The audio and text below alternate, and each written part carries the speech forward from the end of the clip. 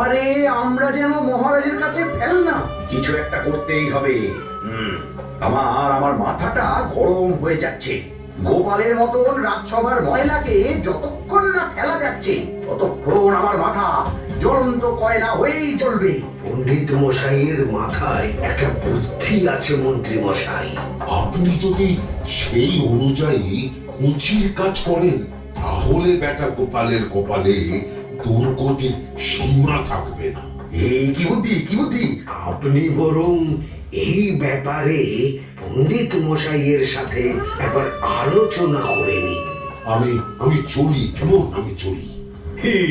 হ্যাঁ, এসো এসো এসো এসো।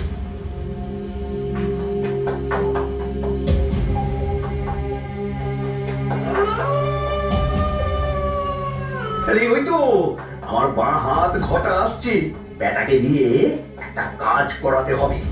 একই মন্ত্রী মশাই, আপনি এখানে দাঁড়িয়ে কি করছেন? এই একটা গুরুত্বপূর্ণ ব্যাপারে কথা বলছিলাম। একটা একটা কাজ করতে পারবি? কি কাজ করতে হবে বলুন মন্ত্রী মশাই।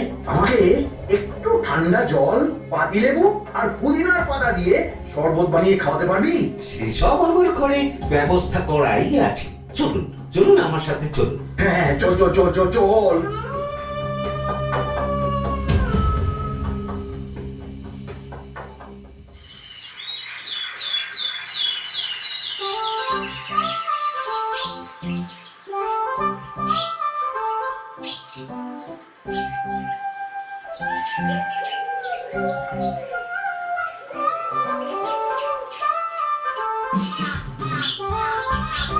কি ব্যাপার পণ্ডিত, এত ঘুম মেরে আছো কেন? সকাল সকাল গিন্নি খুব বকেছেন মনে হচ্ছে। গিন্নির বাক্য সুধায় কান ভরে গেছে, আর কিছুই কানে ঢুকছে না। আরে দাঁড়াও দাঁড়াও পণ্ডিত, দাঁড়াও জ্যোতিষী।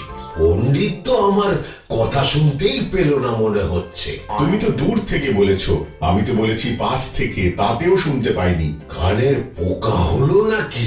কি গো পণ্ডিত, ব্যাপার কি? কেমন বুঝছো? এ তো ভয়ানক কর্ণকোষ্ঠবদ্ধতার লক্ষণ। তুমি কচু বুঝেছো? আমার হয়েছে কর্ণগোপাল, তোমাদেরও হতো, কিন্তু তোমাদের দোকান কাটা বলে হয়নি। তুমি আমাদের অপমান করছো। তোমাদের অপমান বোধ থাকলে কোনো শব্দই কানে ঢুকতো না, শুধু একটাই শব্দ কানে বাজতো, গোপাল গোপাল গোপাল। এবারে রাজসভায় কিভাবে হেনস্থা হতে হলো মনে নেই?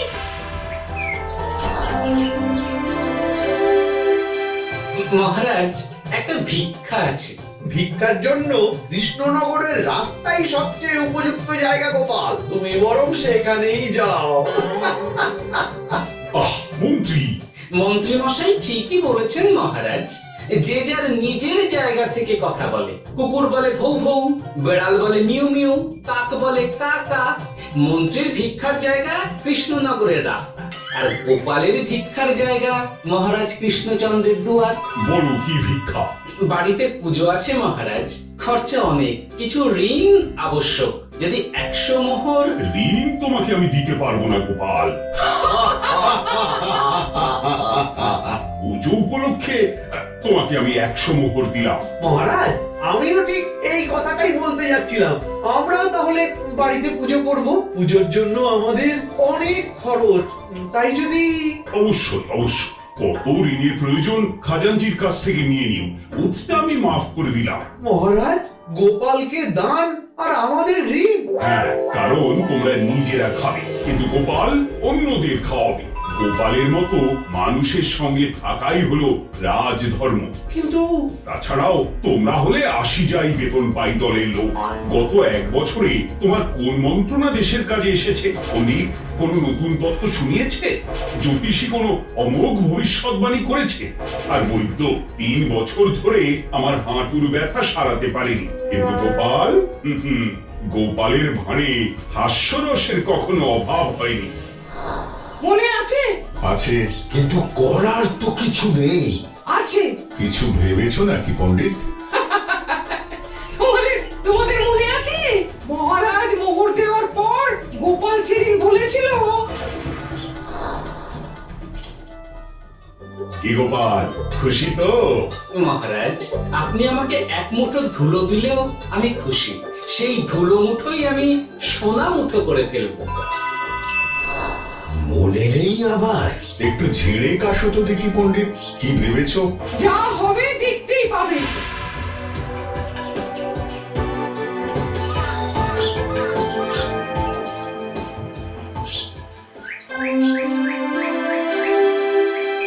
মহারাজের জয় হোক, মহারাজের জয় হোক। ওরে বাবা, এই যে সকাল সকাল চান করে ঠান্ডা লেগে গেল মনে হচ্ছে। মহারাজ, ওই কবি গান উপলক্ষে গত মাসটা আমি কৃষ্ণনগরের কোণে কোণে ঘুরে বেরিয়েছি। প্রজাদের মধ্যে একটা অসন্তোষ আমি লক্ষ্য করেছি মহারাজ। অসন্তোষ? আমি তো জানতাম আমার শাসনে প্রজারা সুখে আছে। সুখে তারা ভাসছে মহারাজ, কিন্তু একটাই অসুখ, তারা মহারাজের দর্শন পায় না। তারা মহারাজের পদধূলির জন্য আকুল হয়ে আছে, মহারাজের দর্শন পাওয়ার জন্য চাতকের মতো অপেক্ষা করছে। চিত্রকরকে দিয়ে চিত্র অঙ্কন করিয়ে বিলি করে দিলেই হলো।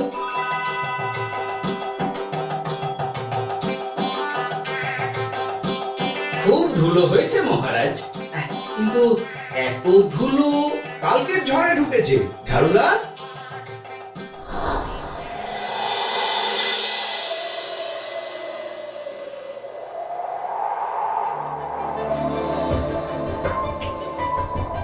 এই সুযোগ, রাজসভা ফাঁকা, এমন ঝড় যে পেয়াদারাও বাইরে নেই। কাজটা সেরে ফেল, বুঝলি? কিরে, কাজটা কর।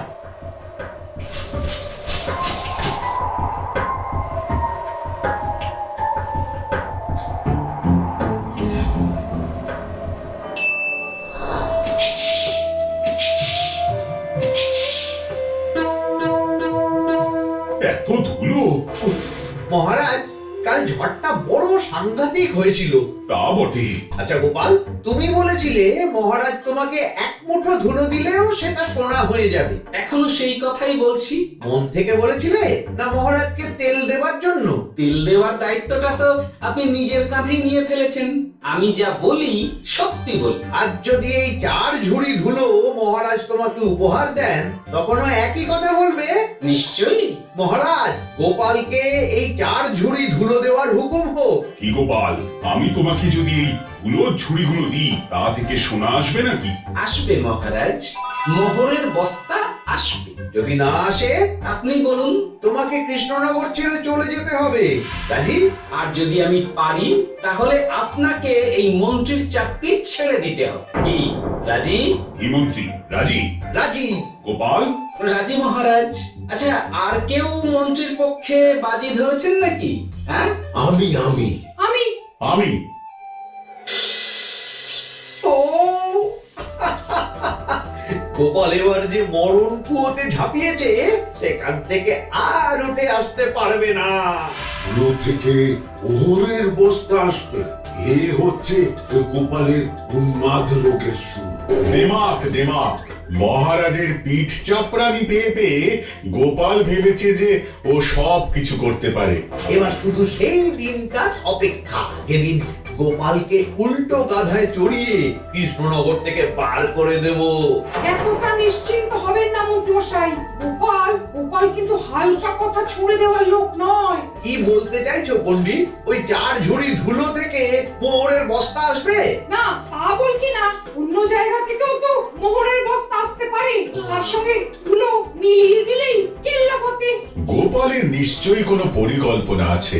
গোপালের সব পরিকল্পনার গোড়া মেরে রেখে দিয়েছি পণ্ডিত।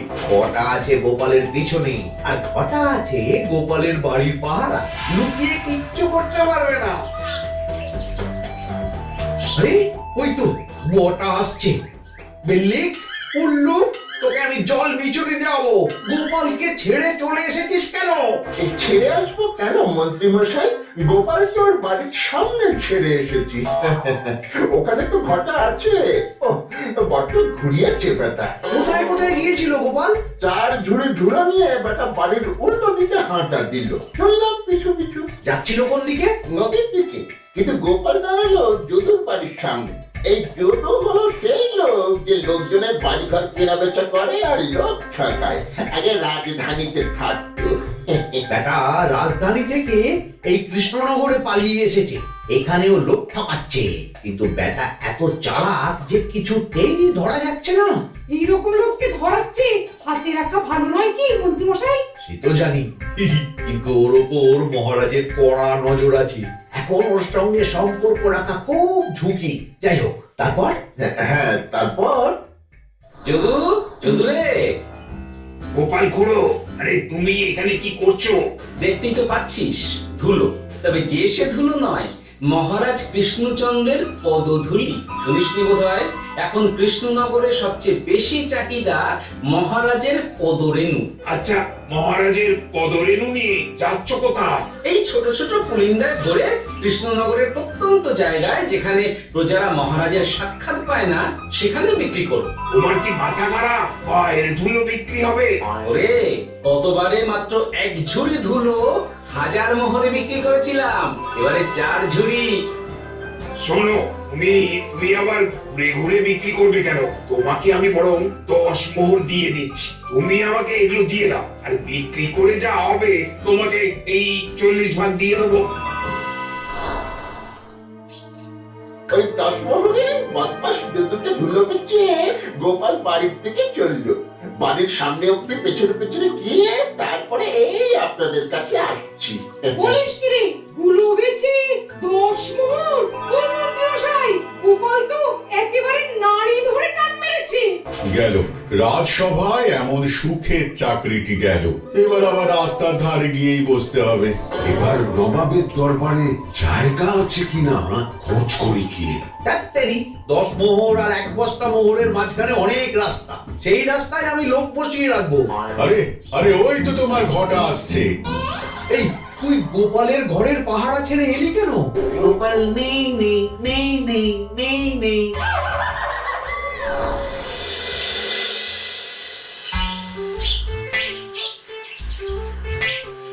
আরে, ভয় পেলি নাকি? না না না না না, ভয় পাবো কেন? শোন, তোকে পেয়ে আমার খুব ভালো হলো বুঝলি। তোকে আমার একটা কাজ করতে হবে। বলো বলো।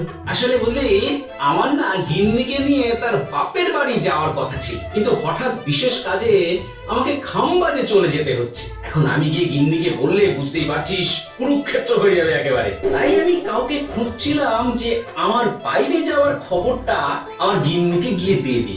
তুই পারবি বাবা ঘটা? ওরে বাবা, আরে ভয় পাস না, তোকে গিয়ে মুখে কিছু বলতে হবে না। এই নে, এই চিঠিটা আমার বউকে দি।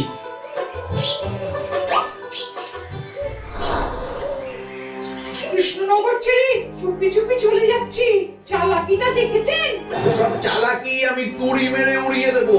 কি করবেন? চারিদিকে আমি অশ্বারোহী গুপ্তচর পাঠাচ্ছি, গোপালকে কোনো চালাকি করতে দেব না।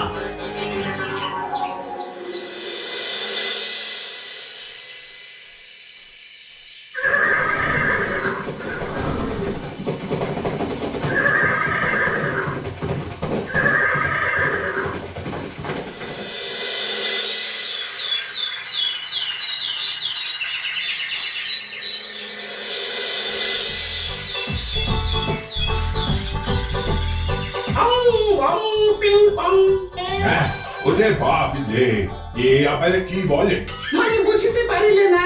অং বং পিং পং, অর্থাৎ এসো আমার নিকট বিদেশি জাদু শরবত আছে, ইহাতে তৃষ্ণা নিবারিত হয়, শক্তি বৃদ্ধি হয়, ঘুম ভালো হয়, সম্পর্কের উন্নতি হয়, জামা কাপড় ফর্সা হয়, তু শক্ত না করে সকাল সকাল কষ্ট পরিষ্কার হয়, মূল্য মাত্র 1 মোহর। বলো, ওইটুকু অঙ্গের মধ্যে এত কিছু? ঠিক আছে, তা দাও দেখি, আপাতত টেস্টটা তো একটু, বাকিগুলো পরে বোঝা যাবে।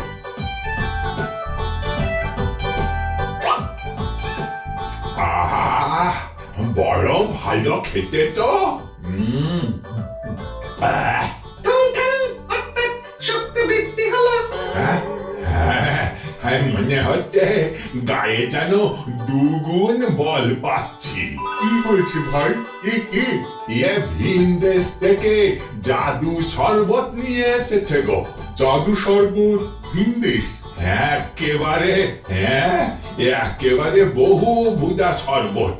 খেলে তেষ্টা যাবে, গায়ে জোর হবে, ঘুম হবে, সম্পর্ক ভালো হবে, জামা কাপড় ফর্সা হবে, সকালে হ্রাস করে পেটও পরিষ্কার হবে। দাও গো ভাই, আমাকেও দাও। গুড় জল সঙ্গে একটু ভাজা মশলা, আমচুর আর বিট নুন, শুদ্ধ দেশি জিনিস, জানলে কেউ ছুঁয়েও দেখতো না। কিন্তু একটু বিদেশি গন্ধ দিতেই একেবারে হট্ট মেলা। আরে তোমরাও এসেছো দেখছি। শঙ্কা লং লং লঙ্কা, মানে অর্থাৎ এই শরবত খেলে আর শঙ্কা নাই, বুদ্ধি লঙ্কার মতন ঝাল হয়ে যাবে। তারপর ডং ডং ডঙ্কা, টং টং টঙ্কা, ফাইন ফাইন, অর্থাৎ টাকা আসবে আমার কাছে।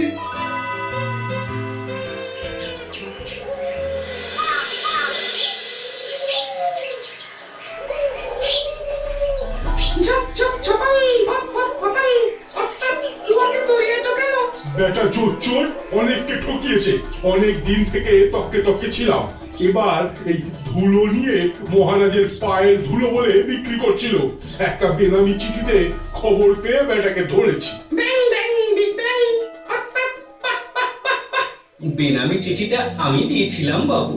বাবা যদু, তুমি সেই রাজধানী থেকে কৃষ্ণনগর অব্দি মানুষকে অনেক খোল খাইয়েছ। তুমি এতদিন ঘুঘু দেখে এসেছিলে বাবা, এবার গোপাল নামক ফাঁকটা দেখলে। কতবার বলবো এইসব তুলো আমি গোপালের কাছ থেকে কিনেছি। যা বলার ওই বিচারের সময় মহারাজকে বলবি। চল চল চল চল চল।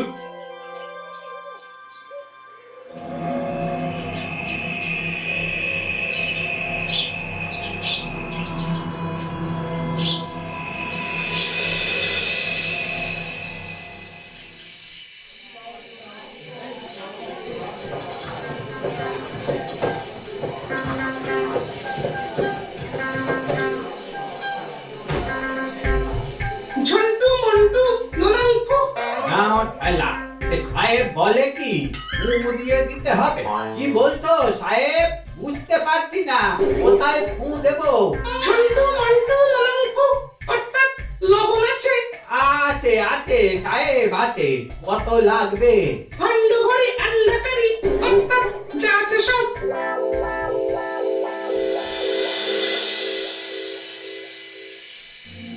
ব্যাস, মোটামুটি আশেপাশে সব দোকানের নুন এখন আমার জিম্মায়। এবার আসল মজা শুরু হবে।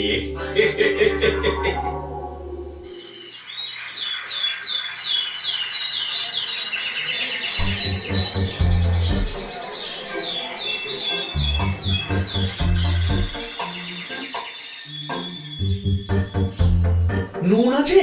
না হুজুর, গোটা কৃষ্ণনগরেই নুন নেই। ওই দেখো, পুরো রাজসভায় বাজারে জড়ো হয়েছে। শান্তা মনা, শান্তু মন্টু, ওই আবার কি বলছে রে বাবা? শান্তা মনা, শান্তু মন্টু, অর্থাৎ জনগণ শ্রবণ করুন। নান্টু কান্টু, নুন কিনিবেন, আন্টু আন্টু, আসুন আসুন। আমার এক সের নুন লাগবে। সিন্টু, অবশ্যই 100 লবণ 10 মোহর। এক সের 10 মোহর? 10 মোহর লইবেন না লইবেন না? না, নেব না। উত্তম উত্তম, গান্ডা পিণ্ডে কিসুম কিসুম, অর্থাৎ তাহা হইলে নুনের বদলে গৃহিণীর প্রহার ভক্ষণ করুন। আমাকে এক সের নুন দিন। আমাকেও আমাকেও। নুন ছাড়া বাড়ি ফিরলে গিন্নি ঘর ছাড়া করবে আমাকে। শুনলাম কৃষ্ণনগর থেকে নুন উধাও। আছে মহারাজ, আছে। কৃষ্ণনগরের সব লবণ আমার নিকটে আছে। 110 মোহর। এত দাম? দামটা হবেই মহারাজ। লবণ ছাড়া রান্না কেমন হবে ভাবিয়ে দেখুন। ঠিকই বলেছ, রাজপাকশালেও তো রান্না বসেনি। 100 সেরের মতন রাজপ্রাসাদে পাঠিয়ে দাও। 1000 মোহর দিয়ে দাও।